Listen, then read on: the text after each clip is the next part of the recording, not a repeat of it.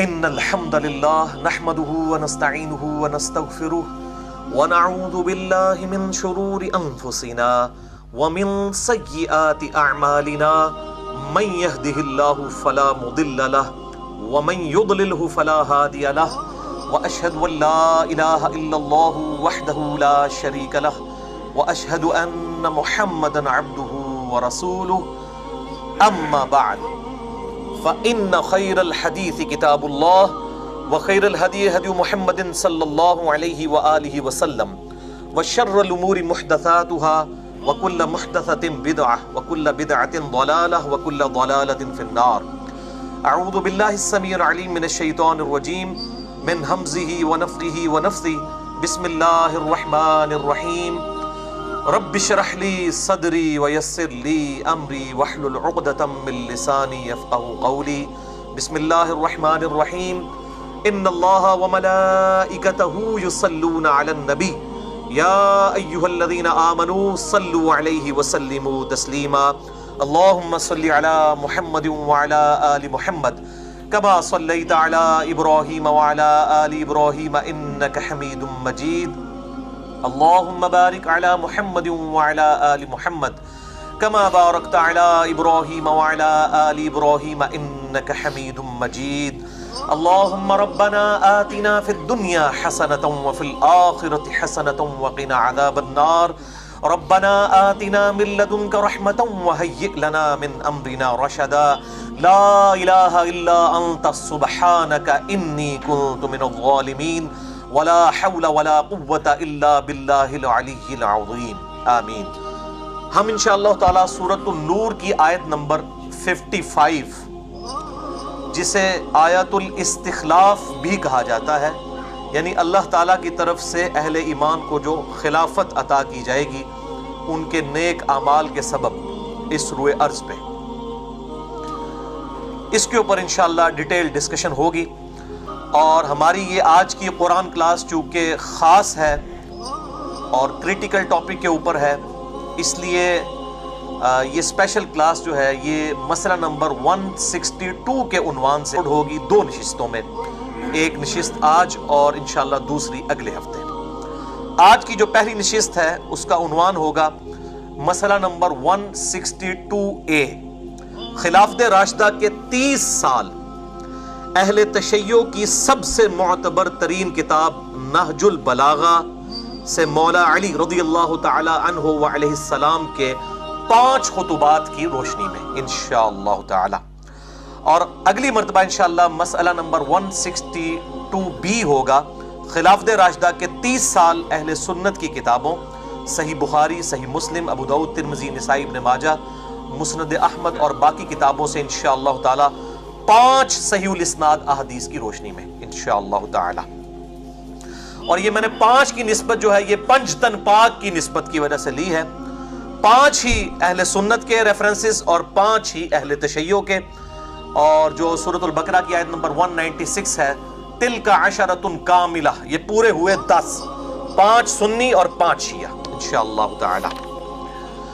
بھائیو، آج کی گفتگو میں جتنی بھی آیات اور احادیث آئیں گی میں انشاءاللہ ان کے مکمل ریفرنسز دوں گا، اور خصوصاً کریٹیکل احادیث کے نمبرز علماء حرمین، بیروت اور دارالاسلام کی انٹرنیشنل نمبر کے مطابق دوں گا، جس کے مطابق پوری دنیا میں عربی کتب شائع ہوتی ہیں اور مکتبۃ الشاملہ اور باقی عربی سافٹ ویئر بنائے جاتے ہیں. بھائیو، آج کی گفتگو انتہائی کریٹیکل ہے، لہٰذا میں اپنا وہی اعلان رپیٹ کر دوں جو میں اکثر کیا کرتا ہوں کہ الحمدللہ میری روٹی دین کے ساتھ نہیں جڑی ہوئی، اور میں اپنی ذات کی خاطر دین سے 1 روپیہ کمانے کو بھی قطعاً حرام سمجھتا ہوں. کسی پہ فتویٰ نہیں ہے اور نہ میں سورس آف انکم ریلیجن کو بنانے کو حرام کہہ رہا ہوں، اپنی ذات کی بات کر رہا ہوں. اور میں لعنت بھیجتا ہوں کسی بھی ایسی بیرونی امداد پر، خواہ وہ سعودیہ کی طرف سے ہو یا ایران کی طرف سے، کہ ان ملکوں کا ایجنڈا اس ملک میں، سب کانٹیننٹ میں، انڈیا، پاکستان اور بنگلہ دیش میں لانچ کیا جائے اور سنی شیعہ فساد کو فروغ دیا جائے اپنی ملوکیت کو بچانے کے لیے، اپنی حکومتوں کو بچانے کے لیے. لعنت بھیجتا ہوں ایسی امداد کے اوپر. اور یہی وجہ ہے میرے بھائیوں، میں نے فرقہ واریت کو 3 طلاقیں دے کر اور 4 تکبیریں پڑھ کر ہمیشہ کے لیے دفنا دیا ہے، کیونکہ جس کی روٹی دین کے ساتھ جڑ جائے اور وہ سورس آف انکم ریلیجن کو بنا لے آپ اس سے کبھی بھی خیر کی توقع نہ رکھیں الا ماشاءاللہ، کوئی شاید لاکھوں میں ایک ہو، اور اللہ تعالیٰ سے دعا کریں کہ اللہ تعالیٰ اس دن سے پہلے کہ ہم میں سے کسی کی روٹی دین کے ساتھ جڑ جائے، اللہ تعالیٰ ہمیں ایمان و عافیت کے ساتھ مدینہ شریف میں موت، بقیع غرقد میں مدفن اور جنت الفردوس میں اپنے محبوب صلی اللہ علیہ وآلہ وسلم کے قدموں میں جگہ عطا فرمائے، آمین۔ بھائیو، آپ میں سے اکثر لوگ میرے ماضی سے واقف ہیں۔ میں اپنی پیدائش 4 اکتوبر 1977 سے لے کر آلموسٹ 30-31 سال تک 2007 تک بریلوی رہا، اس کے بعد کچھ عرصہ دیوبند کے ساتھ اور پھر اہل حدیث کے ساتھ بھی کچھ عرصہ گزرا، اور 2008 میں پھر کچھ عرصہ ایز اے اسٹڈی میں نے اہل تشیع کے ساتھ بھی گزارا۔ آج بھی میں سب کی حق بات قبول کرتا ہوں، جہاں پر بھی مجھے علمی اختلاف ہو تو بغیر کلمہ گو اہل قبلہ کی تکفیر کیے پازیٹیولی علمی دلائل کے ساتھ اصلاح کی کوشش کرتا ہوں، اور یہی ایک مسلمان کا ایٹیچیوڈ بھی ہونا چاہیے۔ اب ڈیٹیل میں جانے سے پہلے ایک دفعہ دروشی پڑھ لیجئے۔ اللہم صلی علی محمد وعلی آل محمد کما صلیت علی ابراہیم وعلی آل ابراہیم انک حمید مجید، اللہم بارک علی محمد وعلی آل محمد کما بارکت علی ابراہیم وعلی آل ابراہیم انک حمید مجید۔ پہلے ہم سورۃ النور کی آیت نمبر 55 آیت الاستخلاف یعنی خلیفہ مقرر کرنے کا بیان، اللہ تعالیٰ کی طرف سے اہل ایمان کو اس روئے ارض کی خلافت ملے گی، اس کو کور کرتے ہیں۔ اعوذ باللہ من الشیطان الرجیم، بسم اللہ الرحمن الرحیم، سورۃ النور آیت نمبر 55۔ وعد اللہ الذین آمنوا منکم وعملوا الصالحات، اللہ کا یہ وعدہ ہے تم میں سے ان لوگوں کے ساتھ جو ایمان لے کر آئے اور نیک اعمال کیے۔ 3 وعدے ہیں۔ نمبر 1، لَيَسْتَخْلِفَنَّهُمْ فِي الْأَرْضِ كَمَا اسْتَخْلَفَ الَّذِينَ مِنْ قَبْلِهِمْ، میں ضرور بالضرور انہیں زمین میں خلافت دوں گا، حکومت دوں گا، جیسا کہ میں نے اگلے لوگوں کو جو ان سے پہلے گزر چکے ان کو دی تھی۔ یہ تاکید 2 دفعہ آئی ہے، ایک لام تاکید کے ساتھ اور دوسرا نون تشدید کے ساتھ، 2 دفعہ تاکید ہے، ضرور بالضرور دوں گا۔ نمبر 2، دوسرا وعدہ، وَلَيُمَكِّنَنَّ لَهُمْ فِي دِينِهُمُ الَّذِي ارْتَضَىٰ لَهُمْ، اور میں ضرور بالضرور انہیں تمکن دوں گا اس دین کے معاملے میں جو میں نے ان کے لیے پسند کیا ہے، جو ان کو پسند ہے، اس دین کو بھی استقامت دوں گا۔ اور وہ کون سا دین؟ ان الدین عند اللہ الاسلام، the only acceptable religion in the sight of Allah is Islam۔ اور یہ جو فرمایا کہ پسندیدہ دین اللہ نے جو پسند کیا ہے اس امت کے لیے، اس کا ذکر بھی سورۃ المائدہ کی آیت نمبر 3 کے اندر موجود ہے۔ اليوم اکملت لکم دینکم واتممت علیکم نعمتی ورضیت لکم الاسلام دینا، آج کے دن میں نے تمہارا دین تمہارے لیے مکمل کر دیا، اپنی نعمت تم پر تمام فرما دی اور اسلام کو ایز اے ریلیجن تمہارے لیے پسند فرمایا۔ یہ حجۃ الوداع کے موقع پر یہ آیت نازل ہوئی، بخاری اور مسلم میں اس کا کانٹیکسٹ موجود ہے۔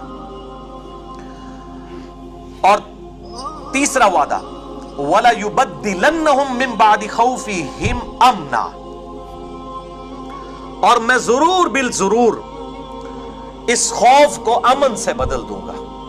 یعنی اللہ تعالیٰ جب حکومت دے گا، وہاں پر عرب قبائل تھے، لوٹا کرتے تھے، اب یہ ایک ڈیٹیل طلب ٹاپک ہے، اللہ تعالیٰ نے اسلام کی برکت سے وہاں پر امن قائم کیا۔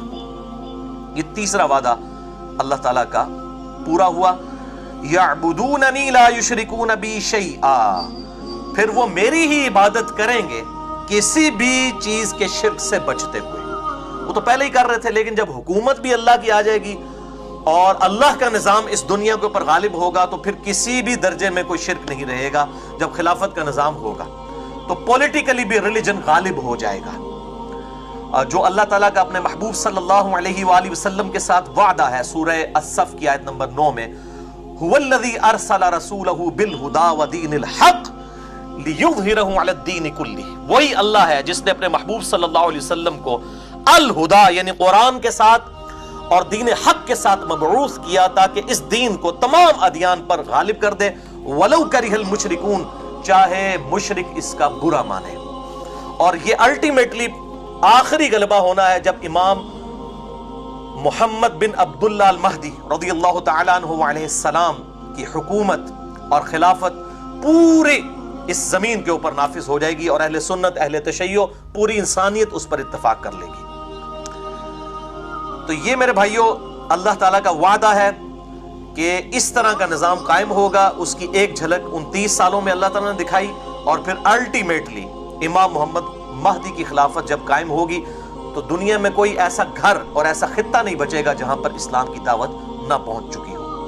وَمَنْ كَفَرَ بَعْدَ ذَلِكَ، اب جو کوئی اس کے بعد ناشکری کرے گا، کفران نعمت کرے گا، کفر کرے گا، فَأُولَئِكَ هُمُ الْفَاسِقُونَ، پھر ایسے ہی لوگ ہوں گے جو فاسق ہوں گے، وَلِعَاذُ بِاللَّهِ تَعَالَى۔ یہ بھائیوں سورہ النور کی آیت نمبر 55 کہلاتی ہے آیت الاستخلاف، اور یہ بالکل کلیئر کٹ کہہ رہی ہے ہم سے کہ اللہ تعالیٰ اپنے نیک بندوں کو خلافت عطا فرمائے گا اس روئے ارض کی، اور اس کی پریکٹیکل مثال سیدنا ابو بکر، سیدنا عمر، سیدنا عثمان اور سیدنا علی رضی اللہ عنہم اجمعین وعلیہم السلام کی خلافت راشدہ ہے، اور مولا حسن علیہ السلام کی 6 مہینے بھی مولا علی والی خلافت میں شامل ہیں، 30 سال۔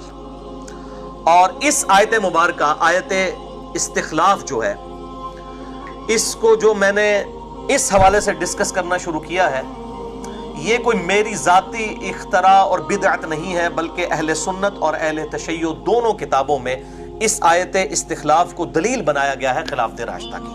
میں آج انشاءاللہ تعالیٰ اس کے حوالے بھی دوں گا، اہل سنت کے تو ڈیٹیل انشاءاللہ اگلی دفعہ دوں گا، بہرحال میں 2 حوالے ضرور بتا دیتا ہوں، اس کو ڈیٹیل کے ساتھ اگلی دفعہ انشاءاللہ ڈسکس کریں گے۔ اہل سنت میں 2 بہت بڑے امام،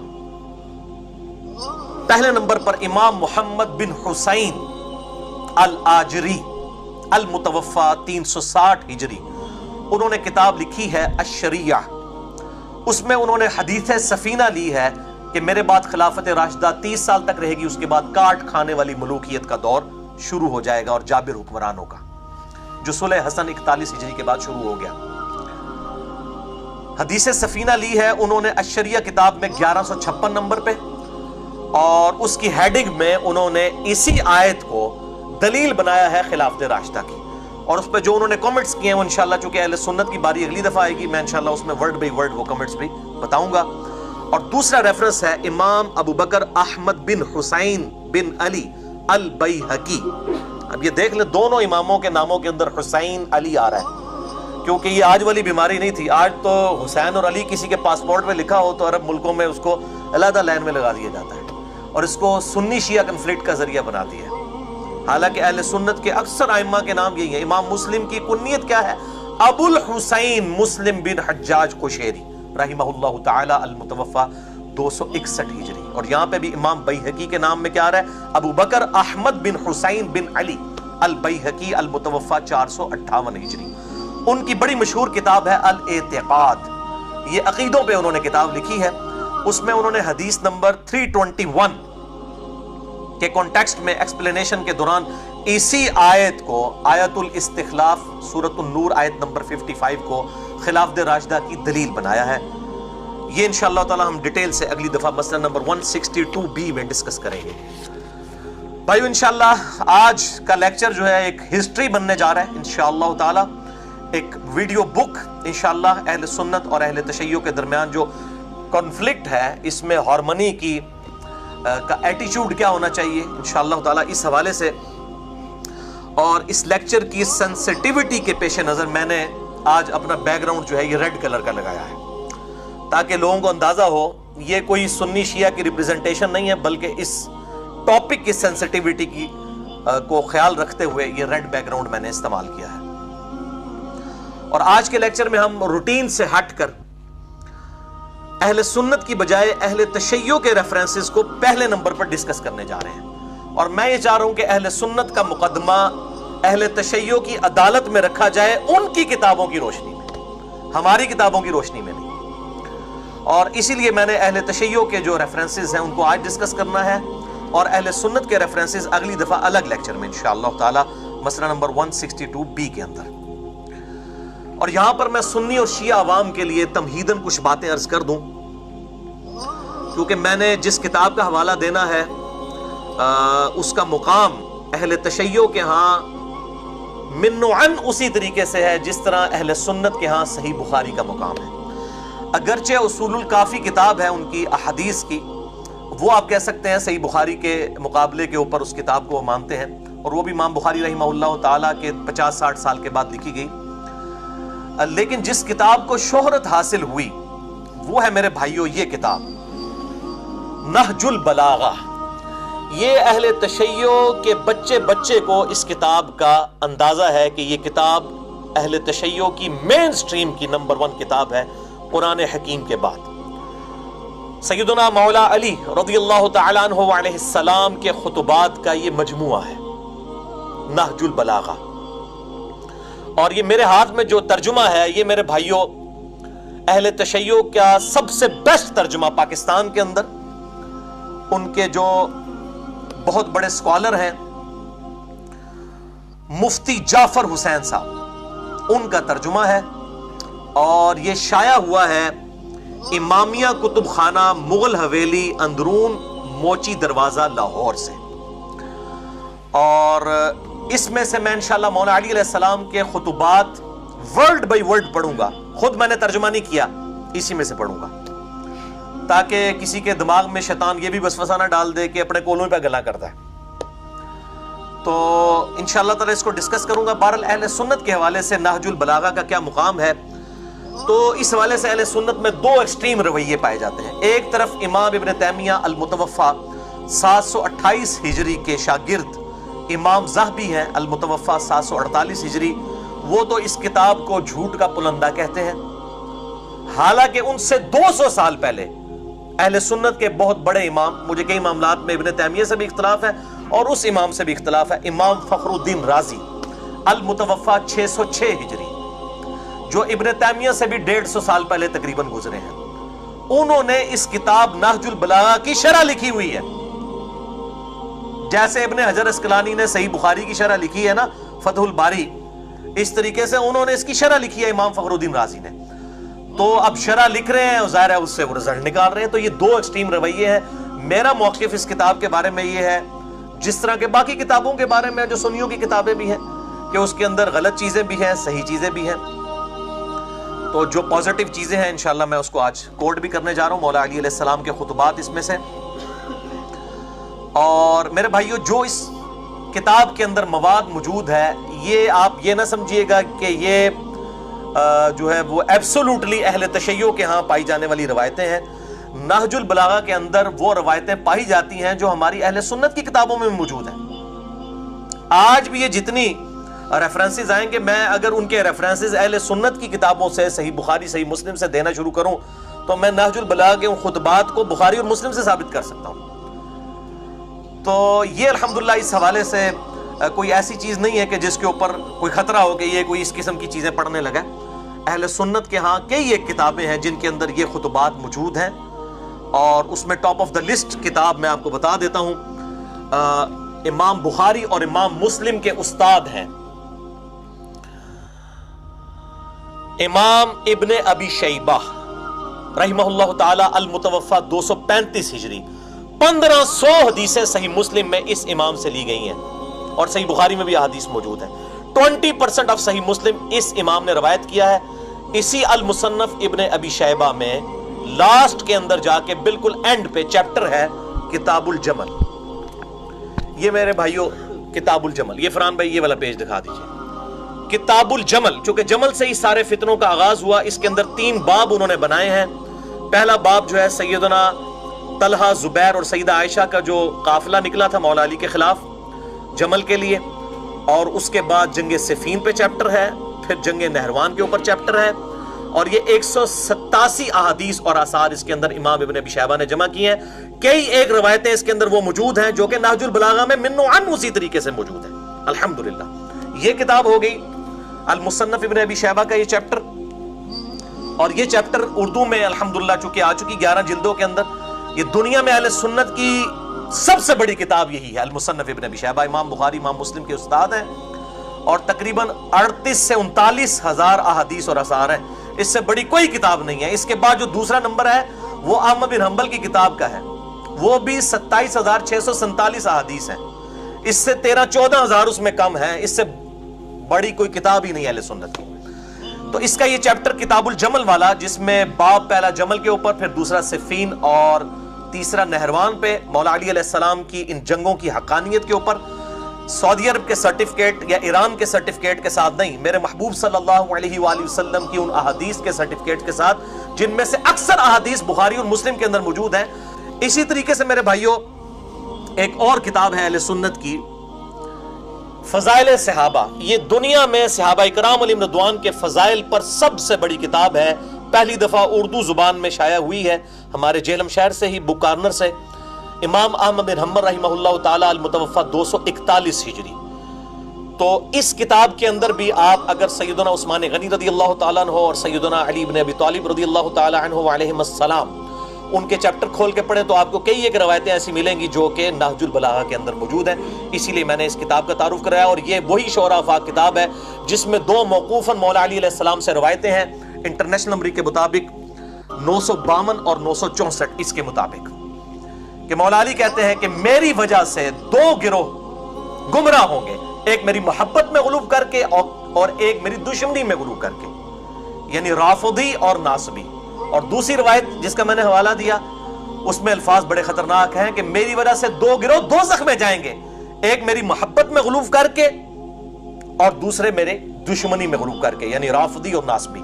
اب یہ اہل سنت کی ذمہ داری ہے کہ ان کے اندر جو ناصبی گھسے ہوئے ہیں ان کی اصلاح کریں، اور اہل تشیع کی ذمہ داری ہے کہ ان کے اندر جو رافضی گھسے ہوئے ہیں وہ ان کی اصلاح کی کوشش کریں علمی دلائل کے ساتھ۔ بھائیو، آج کی جو گفتگو ہے اس میں قطعاً میرا مقصد نعوذ باللہ من ذالک کسی بھی فرقے کو اونچا یا نیچا کرنا نہیں ہے، کہ میں کہوں کہ میں سنیوں کو اونچا کرنا چاہ رہا ہوں اور شیعہ کو نیچے، یا شیعہ کو اونچا اور سنی کو نیچے، بلکہ خالصتاً اس امت کو مولویوں اور ذاکرین کے عذاب سے بچانے کی ایک کوشش ہے، جو ایک عذاب اس امت کے اوپر مسلط ہو چکا ہے فرقہ واریت کی لعنت کا۔ اور میں نے قرآن حکیم کے اس حکم پہ عمل کیا ہے۔ اعوذ باللہ من الشیطان الرجیم، بسم اللہ الرحمن الرحیم، سورہ آل عمران آیت نمبر 64، قل یا اہل الکتاب تعالوا الی کلمۃ سواء بیننا وبینکم الا نعبد الا اللہ۔ آؤ اہل کتاب، جیوز اور کرسچنز، تم اور ہم اس بات پر اکٹھے ہو جائیں جو تم میں اور ہم میں کامن ہے، یعنی مت عبادت کریں سوائے اس اللہ کے۔ اسی طریقے سے ہم اہل سنت اور اہل تشیع کو بھی دعوت دیتے ہیں کہ آپ بھی کامن ٹرمز کے اوپر اکٹھے ہوں۔ اگر جیوز اور کرسچنز اکٹھے ہو سکتے ہیں مسلمانوں کے ساتھ کامن ٹرمز پہ، تو مسلمانوں کے اندر جو گروہ بندی ہو چکی ہے کیا وہ اکٹھے نہیں ہو سکتے؟ بالکل ہو سکتے ہیں۔ انشاءاللہ باقی گفتگو ہم اگلے لیکچر میں کریں گے۔ اللہ تعالیٰ سے دعا ہے جو حق بات میں نے کہی اللہ تعالیٰ ہمارے دلوں میں راسخ فرمائے۔ اگر جذبات میں میرے منہ سے کوئی غلط بات نکل گئی تو اللہ تعالیٰ ہمارے دلوں سے معاف کر دے، ہمیں کتاب و سنت کی تعلیمات پر عمل کر کے دوسرے بھائیوں تک پہنچانے کی توفیق عطا فرمائے۔ سبحانک اللہم و بحمدک، اشہد ان لا الہ الا انت، استغفرک و اتوب الیک، وما علینا الا البلاغ المبین۔ جزاکم اللہ خیرا۔